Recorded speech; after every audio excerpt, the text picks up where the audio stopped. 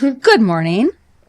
Hey, Mom. Welcome to Love Bravely podcast. Thanks for having me. This is my eldest daughter, Sydney. She lives in Scottsdale, so she's visiting from Scottsdale. We flew in yesterday, so I flew down there last week on Saturday, and then we celebrated your 27th birthday on Sunday. We did. And then we flew back yesterday.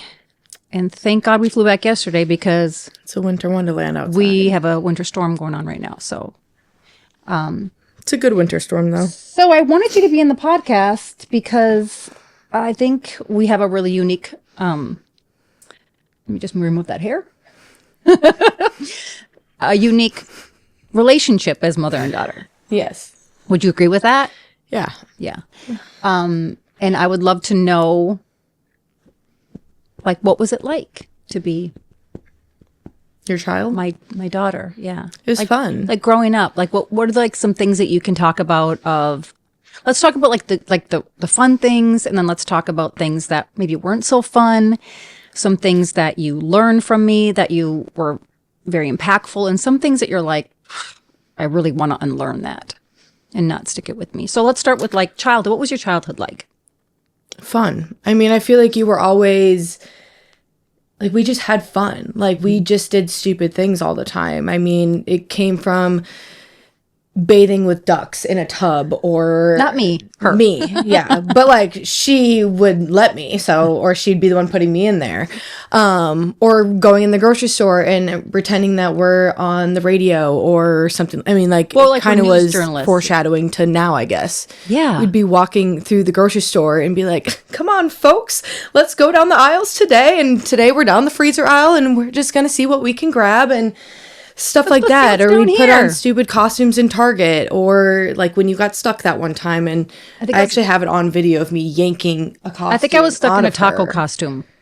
I don't know if there's taco or pizza or something.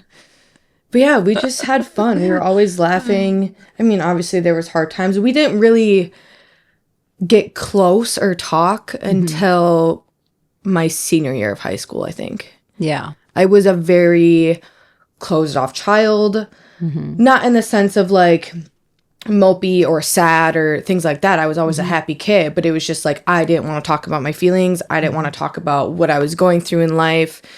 Necessarily, I don't think I really knew what I was going through in life because I was constantly busy. Like, I was just school, gymnastics, home, and it was the same routine every single day.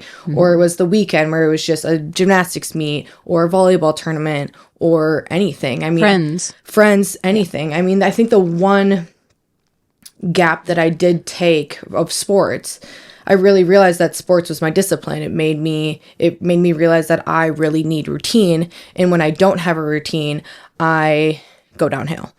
I mean, I don't remember, what year was that? Was that 6th grade or 8th grade? Well, I remember that, you know what I always say to you, because Sydney was a phenomenal gymnast, from like mommy and me classes too. She'd never stopped. So she was in gymnastics really my whole life, 6 days a week. Yeah. Go to school. I would pick her up at like 9 o'clock, 9:30 at night, 6 days a week. I think you got Sundays off. And then really no breaks for, 12 years almost. I mean, like 11 years maybe. Yeah. So you slept, ate, and breathed gymnastics. I've never seen you do homework, never seen you study for anything. But that's because I never did, but that's okay. You were always a high achiever. Even when you were in Montessori school, the teachers would say, like, we can't keep up with her. She wants to keep learning. And then in gymnastics, you were 3 years old. And I remember your coach coming over and saying, I know this is a weird question, but she's like, do you have her work out? And I was like, what do you mean? And she's like, well, she's like a 6-pack of abs and she's like 3. And I was like, that's just how she's built. Mom was just having me rip weights at home. Like, the whole time. Too. Well, that it would be true because we didn't actually do that. We did do like physical. We challenges. would do physical challenges. Well, one of the things was it was with all of us kids, and when I was younger, you were way more strict than you were with the 2 youngest ones. And can you tell me like specify like what's strict to you? Okay, we couldn't say stupid. We couldn't say crap. We couldn't watch certain shows. We had to be home by 10 o'clock was our curfew. And I remember in high school, after football games, we would go to Ray J's or Applebee's. We lived 25 minutes away from school. And it always cracked me up because she would be like, yeah, you can go, but you have to be home by 10. High school football games don't end till 9:40 p.m. And she's like, you have to be home by 10. I'm like, that's my entire drive home. Can we push it to 10:30? Okay, you can do 10:30. Okay, great. I can show up at the restaurant for 10, 15 minutes, talk to my friends, and then I gotta go home. But that was out of my own fear. Like, driving late at night or I didn't really, something. But like, you don't understand that I didn't understand it until I was maybe a junior in college. Yeah. When I moved back home and finished school online, because I would go out. I went to Kansas for college, and she would text me and be like, "Are you going out tonight again?" I'm like, yeah, Mom, come on. I'm a freshman in college. Of course, I'm gonna go out again. Okay, text me when you get home safe. I would always forget. I would never text you when I got home safe. The next morning, oh my gosh, you did not text me when you got home. I'm like, I'm so sorry. I am in a completely different state and you are the same way. Yeah. But you're loved, right? Yeah, of course. I guess I would take that as like love, not maybe a little bit of fear. It was annoyance for me at first. I'm like, why do you care so much if I'm home? But then I kind of started to realize, I'm like, yeah, I guess I would panic too. It's not out of like discipline and wanting like me to be a certain way. It's just of you're worried about every other situation happening in that time frame of me getting home. And I don't think you realize that until you become a mom, like, or a parent. Yeah. Like, it's like there's different like fears that you fear, right? Yeah. And I had to learn too, because you're the second child and there's 5 of them. Like as the kids got older, you're like, okay, you ease up a little bit because you learn from each child, you know? Yeah. I always say you stopped parenting. I'm like, Mom, why did you stop? Say. Well, not in a bad way. This is what I would probably say. Maybe being more intentional. Like, I understand, like, I'm the youngest of 5, like, why my mom I felt like she gave up on me, and I was like, she's exhausted. Yeah. Yeah, I would say, I think I remember the exact shift of, like, when it's like you almost took a breath of fresh air and you stopped being so tense, and you were like, okay, maybe I don't have to be this way. Maybe I don't have to be. When do you think that was?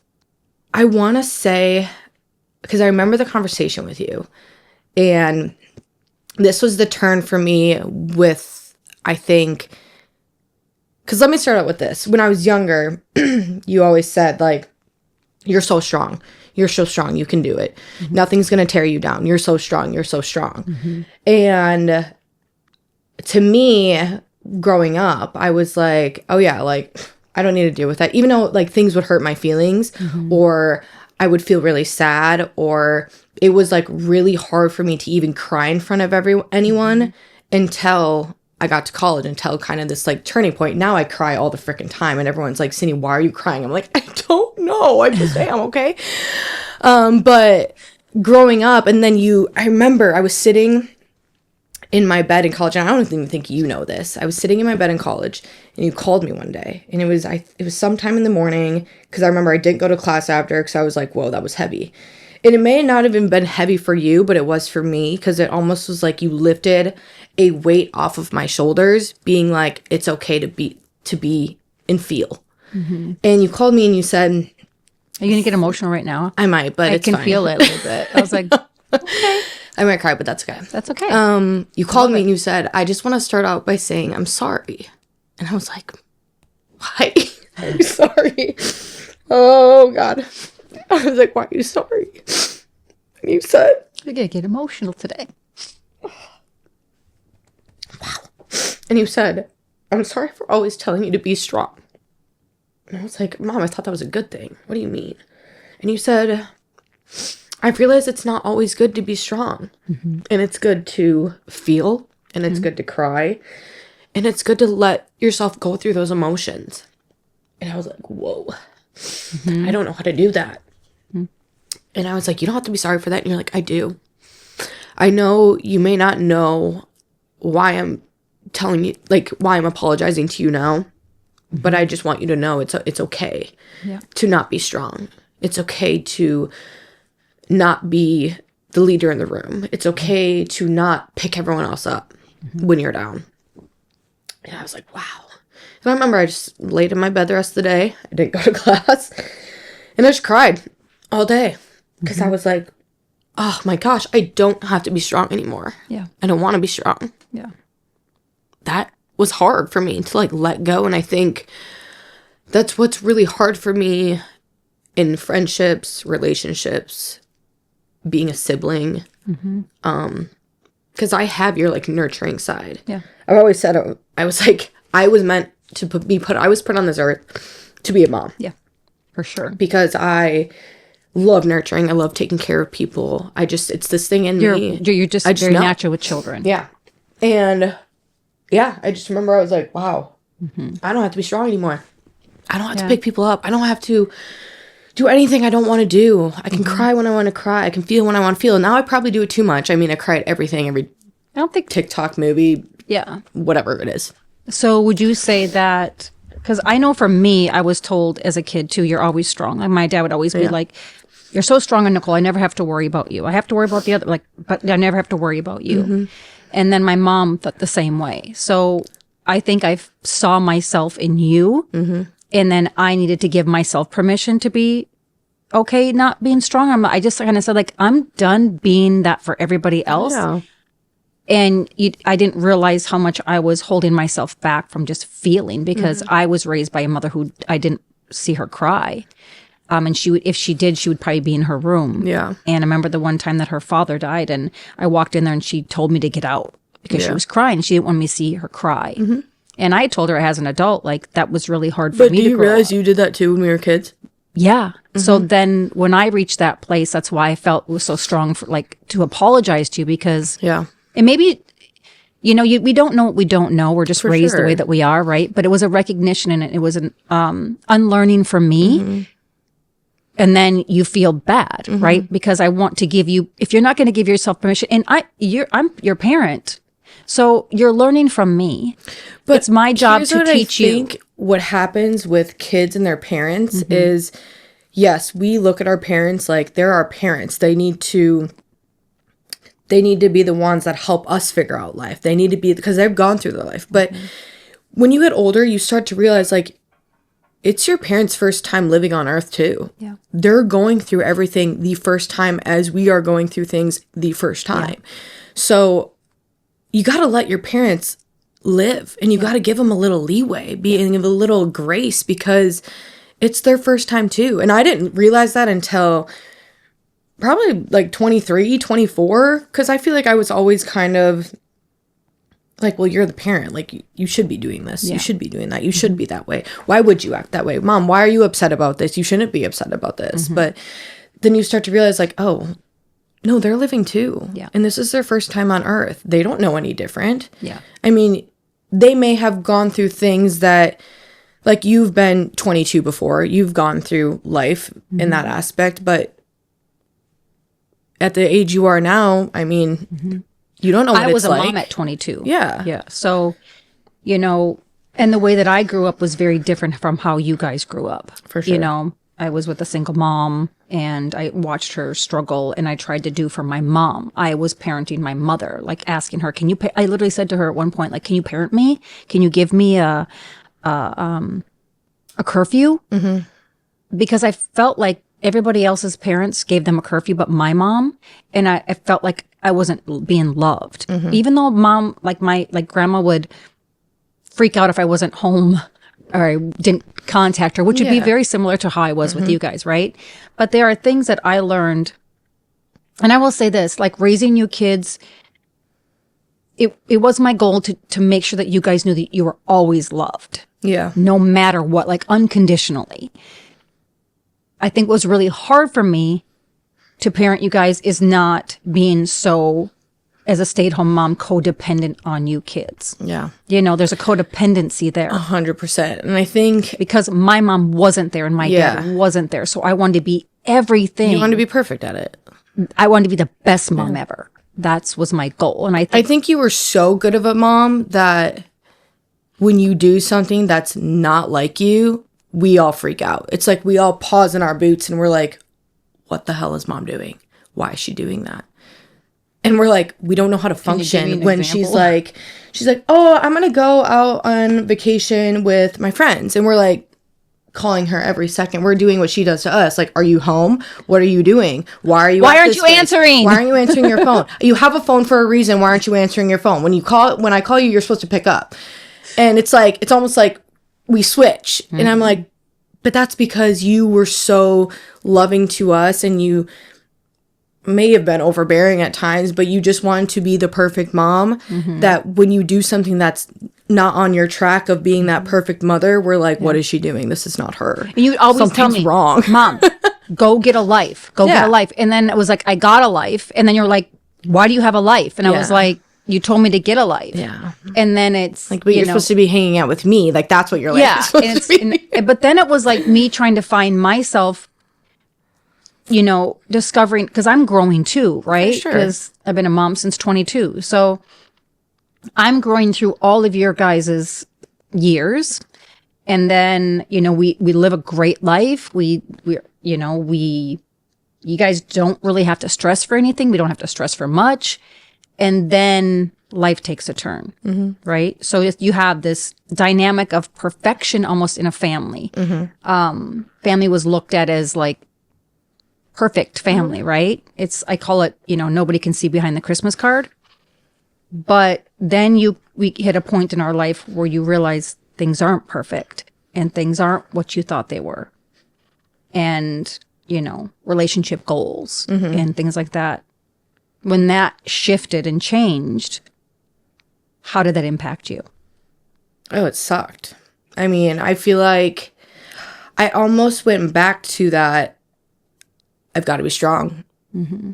Because now that this isn't what anybody thought would happen. Mm-hmm. I mean, I knew that because I was kind of in it more. I mean, I was close. We're talking about the divorce. Yeah. I mean, I was close to, I'm still close to both my parents. Both of my parents are still my best friends today. But it was I need to be strong kicked in, because now I saw how hard it was hitting my siblings. It was like my second, I always called myself the second mom in the household. The second mom. All my friends know my sibling as the kids. So anytime I said, I need to watch the kids, everybody knew, it was her siblings. Yeah.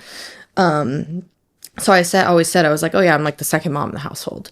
And so when that happened, it was like, I need to make sure everyone else is okay before I can make sure I'm okay. Yeah. And I did that for a very long time. Yep. I had to have been a year and a half, 2 years. And I remember it kind of like, I mean, we grew up going to a small private school. Everybody knew everything.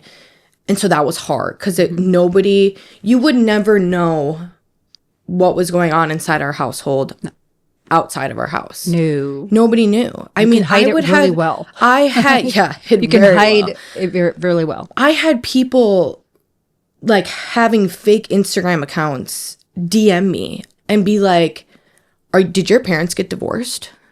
And I'm like, 1, who is this? 2, who are you to even ask this? 3, why do you care? Yeah.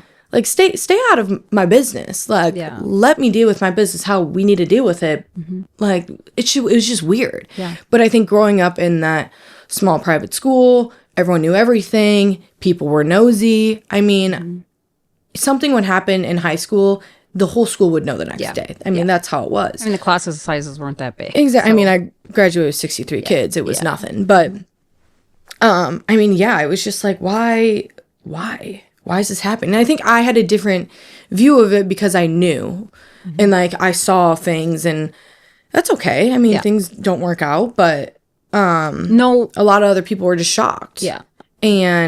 But that's why do you think that is? Because I think it's because it was hidden. Nobody knew. I think that people want to think the best, like what they see, they don't, like they put other people like on this pedestal of something, right? That's what people would do with celebrities. Right. I mean, they have their Instagram feed and they see all of these people and they're like, I want to be that. This person, her body, her face, her hair, I want to be that. Yeah. Oh, they're like, I mean, you think of shows that like The Bachelorette or The Bachelor, and people have this like great relationship and this great marriage, and like, oh my gosh, I want to be just like them. I want to find a man like that. And then come to find out 2 years later, they're like, oh, getting a divorce. And you're like, wait, what? Oh my gosh, I'm never getting in a relationship now because if they couldn't make it, everything. I can't make it. Yeah. And it's like, you have no idea what's happening on the other side of that. Yeah. Nobody does, except the two people that were in it. Yeah. And I think when it almost like shocks the person and they're like, oh, I can't live anymore because this is happening. I remember somebody saying to me, I thought you guys were like the perfect family. Now I don't know what to believe. Yeah. And I was like, number one, we're normal people.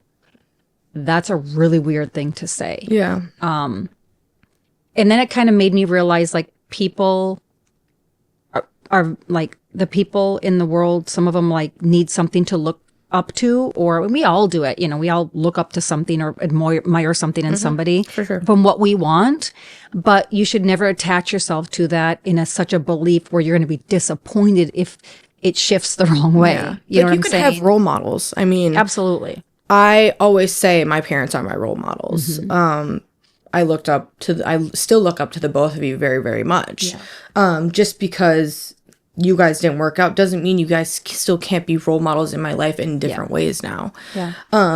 And that's totally fine. But I think when people become obsessive over that role model and start making it their identity and being like, I need to be that way because they're that way, because look at the life they're living. If I do that same thing, that's the life I'm going to live. Yeah. And it's like, no. Yeah. You can like them for the person that they are. You can like them for the way that they care about people, the way that they respect people or treat others, or maybe the way that they're like a strong businesswoman or a strong businessman, and that's like your inspiration almost.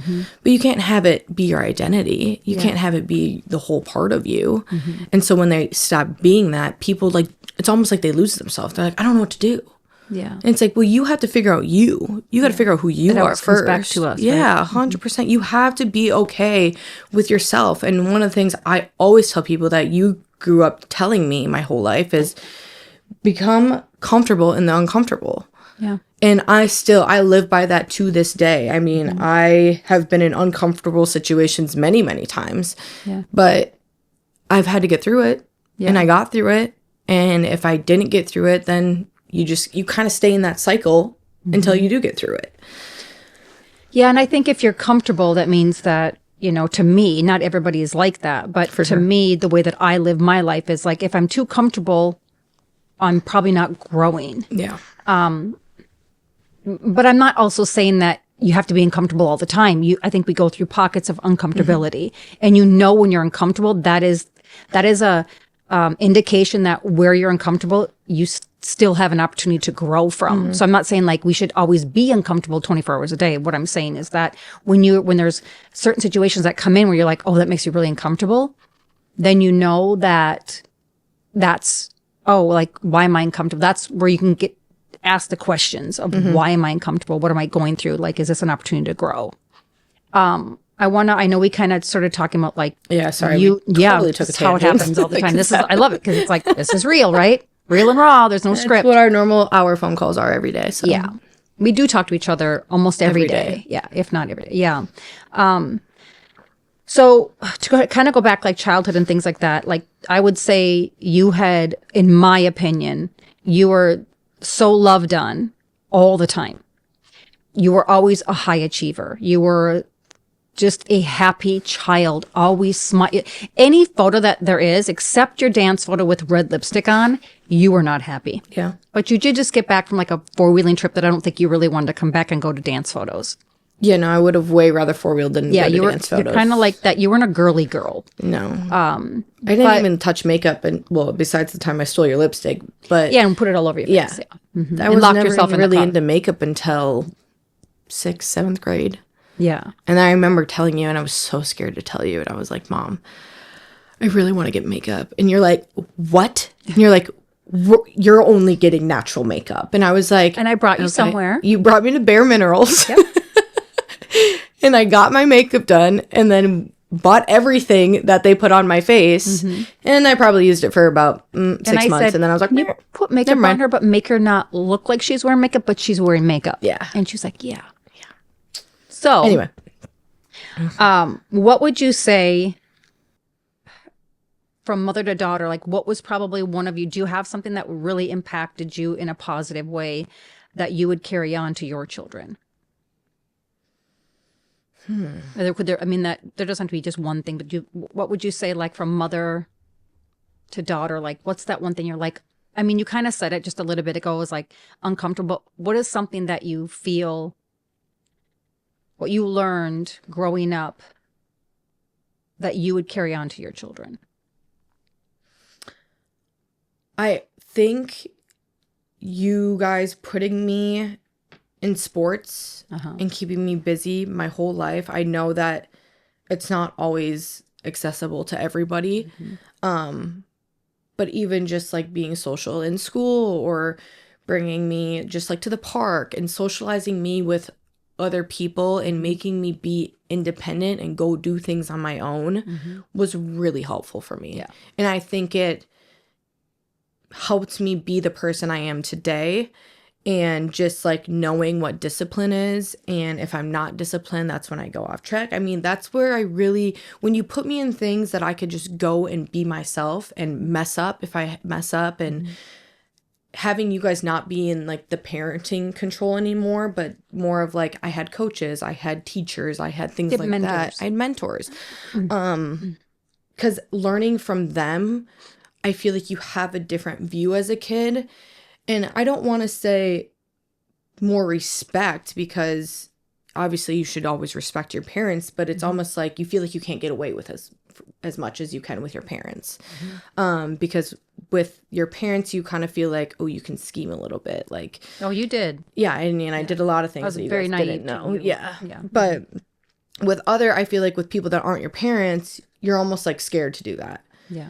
But I don't know, maybe that was just me growing up though. I mean, I feel like maybe for other kids, it could be the opposite. It was like, oh, they don't know these people, so they can do whatever they want. Yeah. Versus with their parents, they're like, I can't get away with anything with my parents. But when I'm around others. So I don't know. I guess for me, it was just staying busy. Yeah. I would tell you, I always say like, you should put the little kids in sports. I think they need to be, I mean, I get that they weren't even into sports.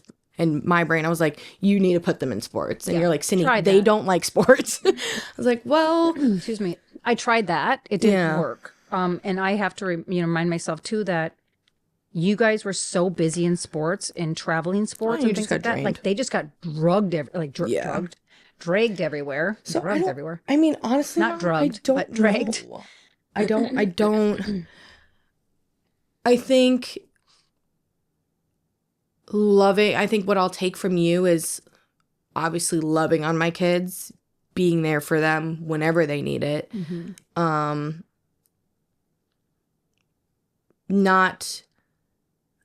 think what helped is you were always opening the door for us. Not physically opening the door for us, but just being like, if you need to talk, I'm here. Yeah. I won't judge. You won't get in trouble. Even though sometimes it would be like, There might be a consequence. I'm disappointed in you, and that was the worst thing to hear. Oh my gosh, I would rather hear like, I'm so mad at you, I'm so pissed off at you. It was I'm really disappointed in you, and I was like, I really, that why I said that, right? Yeah, because I knew that made hurt more than being frustrated of course. with you. Are you kidding me? Really disappointing, Sydney. I'm like, cool. So I'm a disappointment.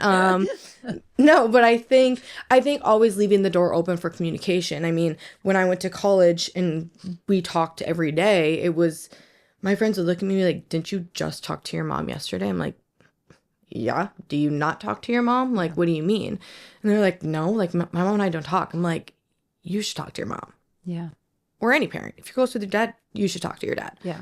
Like, it's so, I mean, I feel like if I didn't, I wouldn't really know who I am or what I'm doing or where I'd be right now, just because we had such a open relationship. It helped me be vulnerable. It helped me be emotional. It helped me through things that I needed help to get through. Or maybe there was times I was overreacting and you were like, Cindy, it's not that big of a deal. Sure. And I'm like, oh, yeah, I guess it's really not that big of a deal. I'm just being dramatic. But I think always just having that door open is what helped. I mean, I feel like all the kids could say this, like, just being themselves. Yeah. And not feeling like they're putting on this picture for somebody else, or having to feel like they have to hide things from you because, I mean, there were things that I hid from you all the time, but if I really needed help, I knew that door was open. Yeah. So I think that's the biggest thing is just keeping that open line of communication, even if I wasn't communicating with you. Because like I said, I didn't really talk to you until senior year of high school, like really talk. Like she would be sitting there and be like, okay, tell me about the boy you like. And I'm like, I'm not talking to you about boys. And you're like, come on, Cindy, just tell me. And I'm like, no, I don't want to tell you about it. That's weird. But I wanted that. Like, for me, it was like I didn't have that with my mom. So I'm like, I get to create that with my children. Yeah, I didn't want anything to do in that realm. That was a boundary for you, a very and I was long like time. not wanting the boundary. I was like, no, we shouldn't have boundaries here. Yeah. I had to learn that, and the honest, like I obviously was honest with you because I did read a note in high school. Yeah, and I was like, oh, by the way, I read a note. I know I shouldn't have, but I did. The honesty. Oh my gosh, I was so honest. I think that's like almost at a fault. Yeah, I was already at college, and you're like. Keep in mind, I was at college for like 3 days and she's already cleaning out my room. I'm like, I'm not leaving or I'm not moving out. Like, I can still come back. But she calls me and she's like, type A personality. Okay, I have to tell you something. Like, what? I read a note that was in your room. And I was like, oh, oops. Well, you know everything now. She's like, yeah, I wasn't going to tell you, but then I just had to tell you. Yeah. I mean, you can't keep secrets. No, I cannot keep a secret. What's my rule? You have to tell one person. I used to give me permission to tell at least one person because I can't hold it in.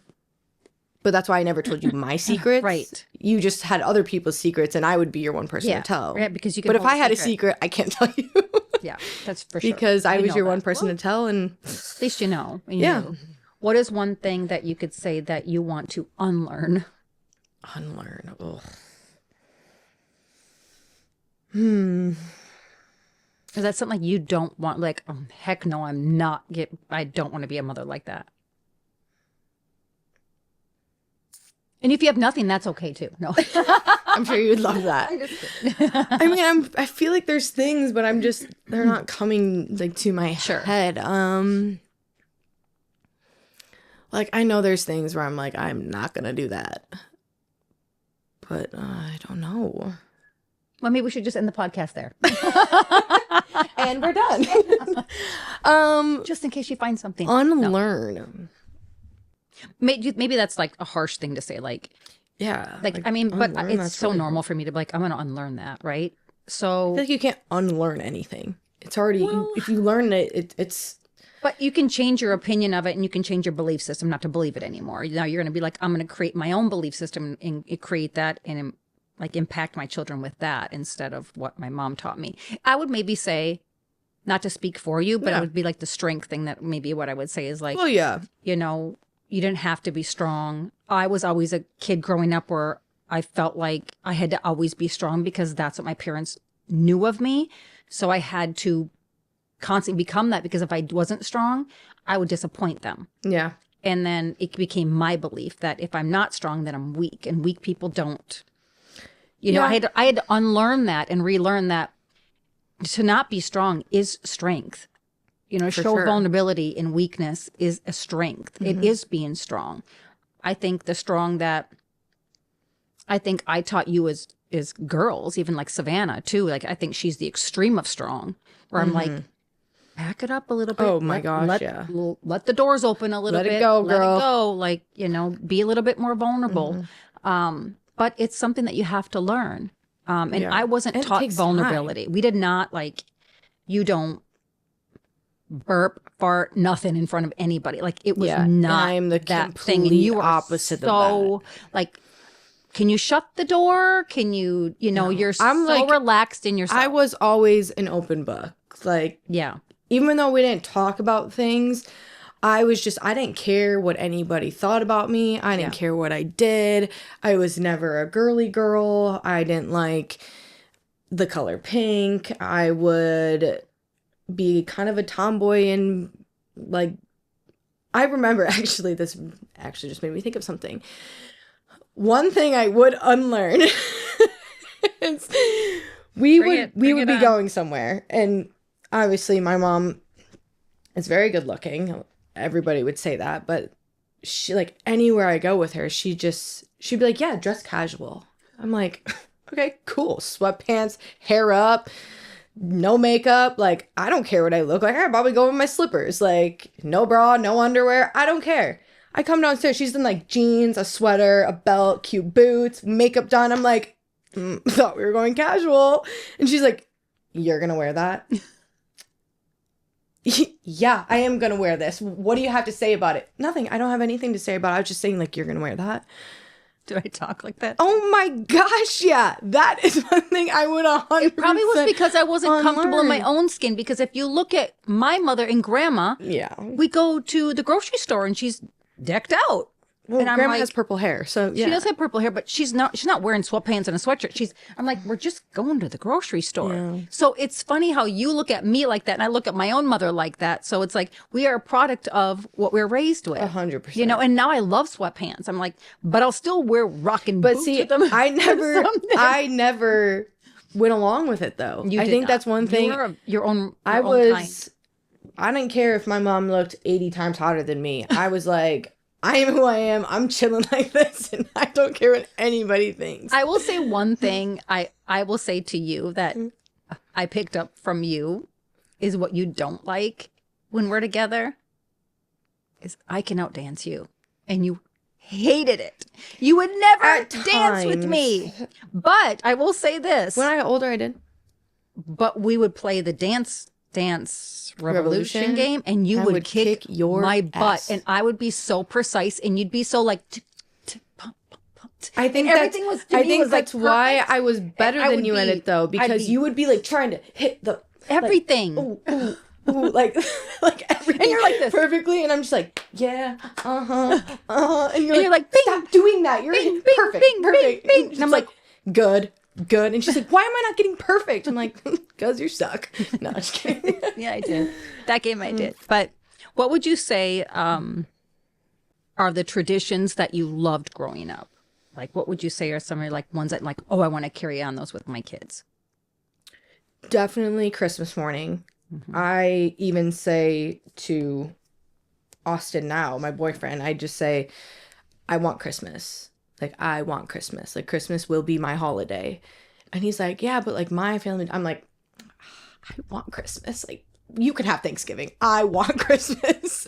Because Christmas was such an important tradition to us. I feel like waking up, like we would wake up our parents at the crack ass of dawn, like 4:30 in the morning. It was like, hi, are you awake? We'd like to open our presents now. Stockings are a big deal to you guys. But it was like, no, we're going to have a cup of coffee.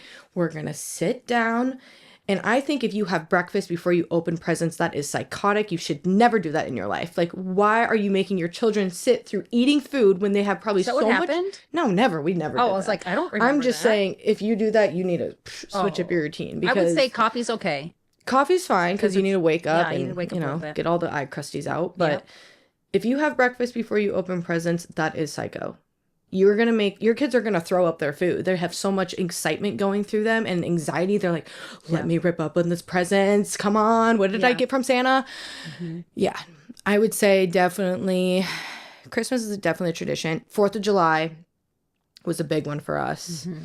Like going up to the cabin. I mean, who knows if I'll even have a cabin or a lake home or something. But I would like, if our family still does a 4th of July tradition, like even at Dad's house or something, going on the boat, setting off fireworks. I mean, 4th of July. That won't be me. I know it won't be you. I'm not a pyromaniac. But that is definitely a tradition that I would like to keep. Yeah. I would like to have Sunday family dinners. Yeah.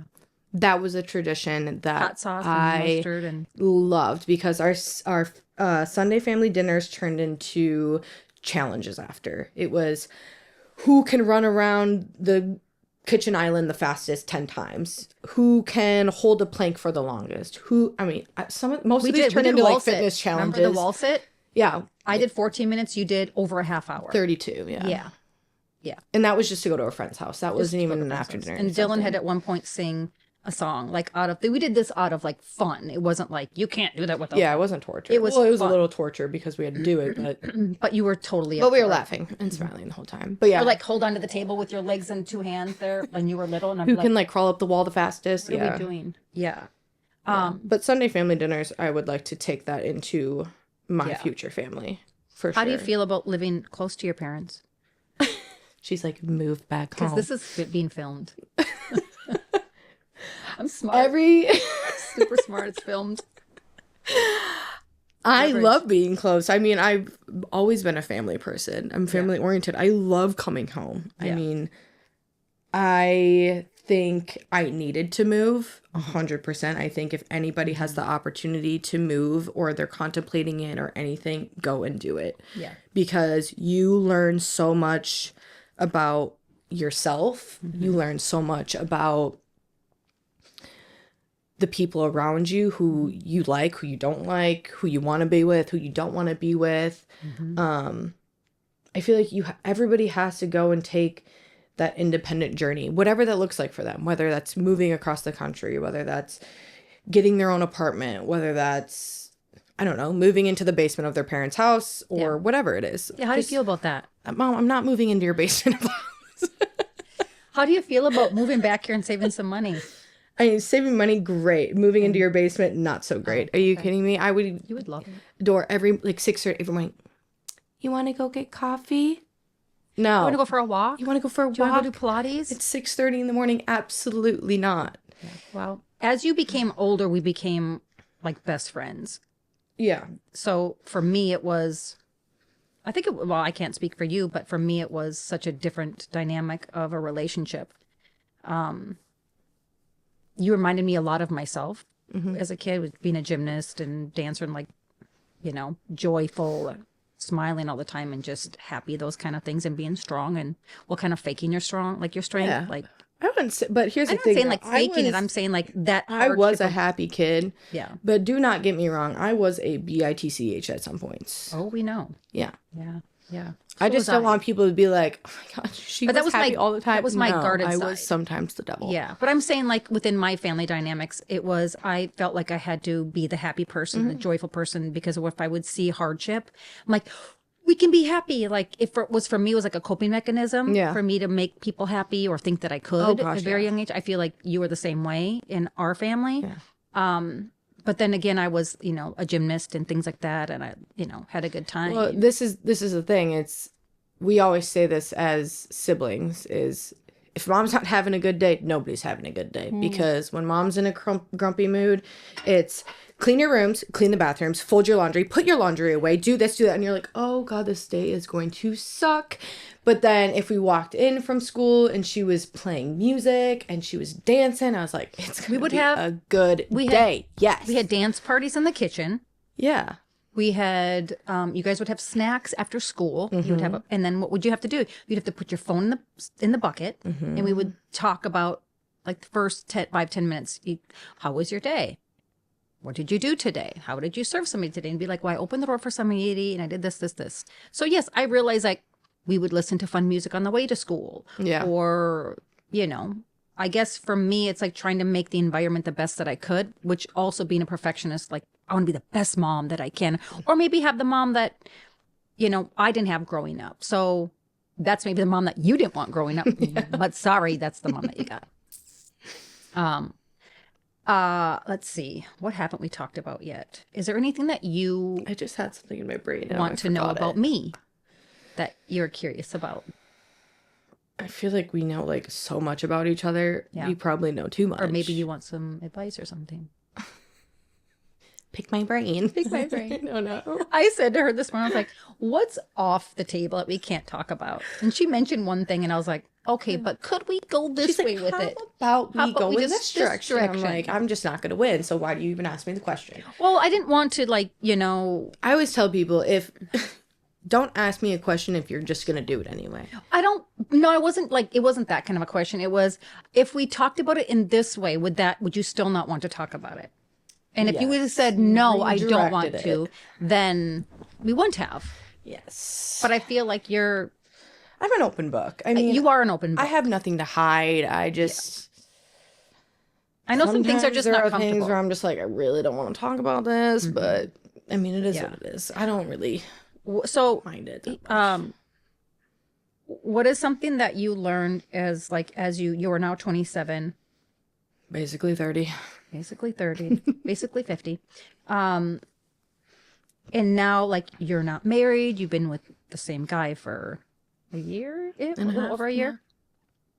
And you want to get married someday and you want to have children. Can you tell me something that you've learned in a relationship of how to be open because of what you went through and not guard yourself? With that, do you understand what I'm saying? Like, what could, what have you learned on your own at this point, just based on like, oh my gosh, my life went from here to here. What's the lesson in it for you individually, not like for anybody else, but just you? I think I still work on this to this day, and I catch myself more when I'm doing it, which is just being aware. But just communicating your feelings in the sense of not blaming the other person for making you feel that way, but just explaining to them of, I feel this way because. And I think I really try to do that in a calm manner. I'm not saying I'm perfect and I can't always do it, but I really do try. I think that's something that I've learned over time, is just communicating when I'm feeling a certain way and trying to, like, I think my biggest thing in the past, it was I tried to communicate my feelings, but then I'm like blamed for starting an argument or being crazy, or so that's when I would shut down again. And it was like, well, I don't want to talk about anything. Like, I don't feel like I'm with a person that is open to hearing how I feel. Like, you can't be with a person that's not open to listening about how you feel. How can you grow with each other? How can you even learn about each other? You should always want to keep learning about each other. So how do you just like cut off that communication and be like, you're just trying to start a fight? And it's like, no, I'm just why hurt. that is, right? Like, why they don't want to talk, right? Because like they don't even want to know those things about themselves. They're not even open about. They don't want to know that they did something wrong. Yeah. And I mean, like, I'm not saying that I'm always open to listening. I mean, when somebody comes at me and they're like, you made me feel this way, I'm like, I didn't even do anything to you. And then when you really think about it, I mean, it may take me a couple months. I mean, it's taken me a year sometimes where I've had to go back and be like, hey, I just want to let you know, I'm really sorry about this. I didn't realize that I was communicating in that way. I wasn't even putting myself in your shoes on how that may have affected you. So I'm really sorry. So I'm not saying like by any means that I am the perfect example of sitting down and listening and really taking accountability for that. But that is something that I have truly learned throughout time and in relationships with family, friends, significant others, anything. But I think that's something that I'm now becoming more aware of. And what I think is really important in a relationship to have, in any type of relationship, is just being friends with someone, a sibling with someone, a significant other with someone, and just being comfortable to have a conversation about how you feel. I just think that being aware of that is super important. If you're not, then I don't really understand how you can get through life. With a partner. It's you just have to be aligned. How can you grow, you know?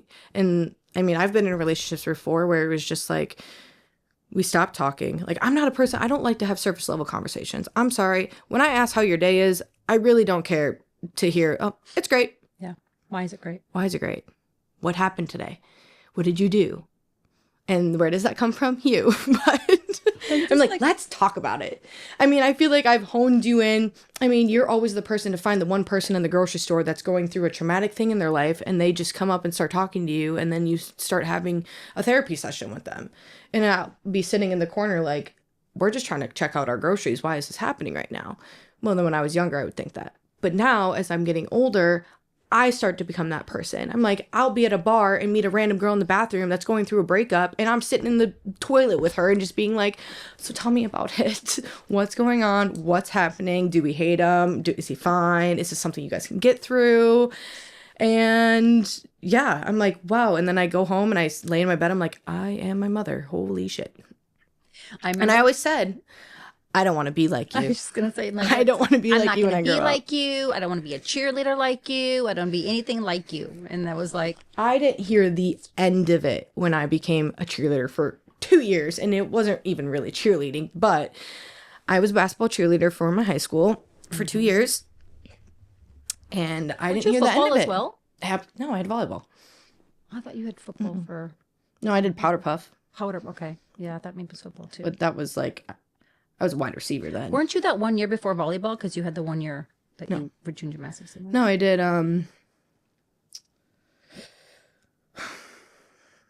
don't remember what it's called, but no, I never did football, cheerleading, only basketball.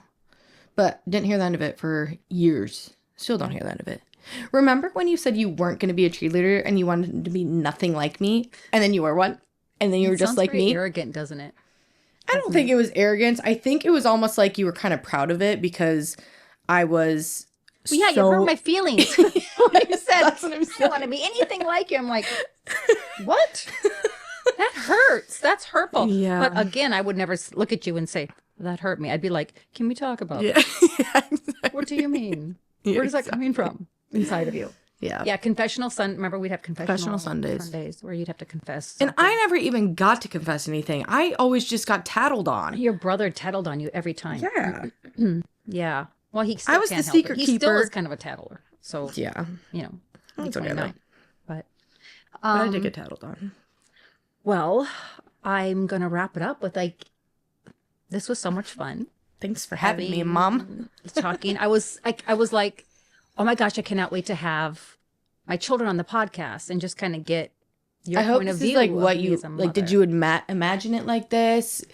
Did You know want me. I'm kind of something like, however it more? happens, it happens. And I think, gonna be really honest with you, I think you gave more information than I thought you were even going to give because you can be kind of hard a little bit. And I was like, oh, this might be But challenging. I always tell you, You might have to dance a little bit first and then get the wiggles out. But I'm like, no, I loved how it went. Yeah. I love that you were so vulnerable. I'm grateful for that. I'm way better on the spot. I can't prepare for these things. Yeah, and I don't either. I'm That's not gonna why- lie. This morning, That's she why I was like, I can't write anything. I just need it to be real I and know. raw. This Like, morning, she was like sitting there, and I'm drinking my coffee, half awake, and she's like, "Okay, so I want to like kind of take this route and ask questions." And I'm gonna be honest, I wasn't giving you a lick of anything. I was just like, I'm like, how do we talk okay, about this? And, Yeah. well, because normally Steve will prepare, like, he has it on a computer and he'll just ask me questions. Yeah. I just know the topic that we'll talk about and it just flows, right? So you and I was like, now I'm like, what should we talk about? But I'm like, I just wanted to have a conversation with you to bring up some topics, like maybe some, like we're really close and our mothers and daughters aren't as close and some are, but I think the ones that aren't, it's like what you could learn from just allowing, like opening. Well, you have to also be open yourself, I believe, as a mother. yeah, You know, and take accountability when I feel like I messed up. I would know when I messed up and like write you guys letters and you guys get home from school and be like, I'm really sorry. I think that went a long way because it showed that I'm not yes, I'm your elder, I'm your parent, but it still showed that I have respect for you as well and that you get to have feelings. And remember, I would say to you, like, so if your child did this, what would you do for a discipline? And I remember Dominic saying saying one time, like, I would take my son's phone away. I'm like, great, give me your phone. And he was like, well, I'm not. What? No. And I was like, give me your phone. He's like, well, I didn't mean me. I was like, give me your phone. Yeah. So, you know, for me, it was being a parent was like, I learned, like, I can't have expectations that you don't have for yourself because I'm going to always be disappointed if my expectations were different than yours. I think for you, it was easy for me to expect what I expected because I could see myself in you in a lot of ways, which was not always good, but, you know, not always a bad thing either. But I would say too is you can't expect your children to be a certain way if they can't learn it from you. yeah. So you can't expect your kids to respect others or care for others or nurture others, or some people do have those natural instincts, or take accountability for things or all those stuff if they don't see you doing it I agree. yourself. Yep. Because why would you expect your child to be that way if you're not showing them that is the way it should be. Yeah. It's that you That's should the way teach them. it can be. It's like, it can be. It can be this great thing. Yeah. But I think sometimes as parents, and I'm speaking to all parents, like there can be a point where it's like, I'm the parent and I have to be this certain way. I parented you, I feel, through a way of like, if I want to show you how to be in the world, it's like watching you watch me give to people. And then all of a sudden you doing it. And then somebody writing me a letter going, oh my gosh, Sydney just paid for everybody's thing. And I'm thinking, oh my gosh, they're watching. Yeah. So I always felt like you guys were watching what I was doing. And I had to be the example of what I wanted my own mother to be an example for. And wherever that went, it went, right? I mean, like, so I hope that I did that as a mother, and I hope I continue to do that as a mother. Oh, for sure. Hopefully someday as a grandmother. And here's the thing. I'm not also saying that, like, if parents do that, that's exactly how your kid is going to turn out. No, absolutely. There's some kids that would just be like, that just don't even notice it and not even aware to it. Or some parents, or vice versa. It could be the other way around as well. I mean, but, like, for me, that's how I learned. That's how I grew. That's how I knew that if I watched you guys, I knew what I wanted to do and what I didn't want to do. Yeah, you'll learn either what you want or what you don't want. Exactly. Like my It's parents. no different than dating somebody. You date Right. somebody, you learn the things that you love about them, and you learn the things that you really don't want to put up with anymore. Right. And so, and I'm I could not have a saying whole that, other podcast about relationships. Right. As a mom, I'm not, whatever I did wasn't perfect. It was what I thought in my head to be the right thing. And something like, there's 5 of you, and There were some things that you didn't do great at. Yeah. Like I think or there were some things that maybe it worked for me, and there were some things that you would try to do the same thing for another kid, and it didn't work at all. One didn't pick up on that, or one is here and there, whatever. But so it doesn't matter. I think, at the end of the day, it's, trying to allow your child, be a good example for your child, and then allow your child to grow and however they're designed to grow. And be that example for them. I think you need to let a child be who they want to be, but also have to find that sweet spot of, if you just let them be who they want to be, they're not going to learn anything and they're going to go off the grid. Yeah. There also has to and- be discipline and parenting and all those things, Structure. and structure, all in between, routine. It's Social. It's just a happy medium. And I've made many mistakes over the years. Like sometimes I'm like, oh my God, I just didn't know what I didn't know. But at the end of the day, I'm super grateful that you sat here with me and had a conversation. Of course. It was I'm super glad fun. I came on. I hope that we get to do it again. Yeah. We can talk about other things, Yeah, I mean, goofy moments, and we could have a whole series of Yeah. stuff we could talk about. right. So Who knows if anybody wants to listen, but we could talk about It it. doesn't matter. Whoever will listen wants to listen. Whoever doesn't, We can just start each his own. recording our phone calls. Right. Yeah. Anyway, so thanks for watching. Thank you for coming on Of course. and having this. I'm proud of you. I think this is awesome. That means a lot to me. Of course. I always say, I always told you, just do it, Mom. I know. Just do it. Who cares? And I think that's one of the things I will say that I taught you. Absolutely. Is when I always said, I don't care what people think about me, just do it. You kind of realize, why do I care? I'm just going to do it. And then you sent me your video and I was like, I'm just going to post it. And you're like, what? And I was like, I posted it. And you're like, what? Wait, what are you doing? I was and I was so like, nervous. no, I just posted it. Yeah. Well, thank you for doing that. It budged me. I mean, I've got a lot of other people that helped me as well. And Steve was Oh my God, too. That Steve's would just awesome. be Are you kidding me? Nicole. And I was like, I always said, know. I was like, Steve was your saving grace, because we do butt heads when it comes to, she's the creative, I want to do this. This is funky. And I'm like, I go into business mode. I'm like, you can't do that. That's weird. Or you got to do it this way, Mom, because it's gonna it's the thing now. You got to go with the viral things. You got to go with social media. You got to do all this. I'm not the a social media aesthetic of your Instagram. It's got to look a certain way to but I catch think people's for eyes. me, And she's like, I don't want to do that. I don't want to do that because I'm a private person, but I know I'm putting stuff out there, but I'm I'm learning. I'm also learning. So, But Steve was your saving grace in that, because he's social media. Yeah. Yeah. So. And I would just butt heads with you. Well, thanks for butting heads. You're welcome. But I'm proud of you, and you're doing good. Thanks. You're doing great.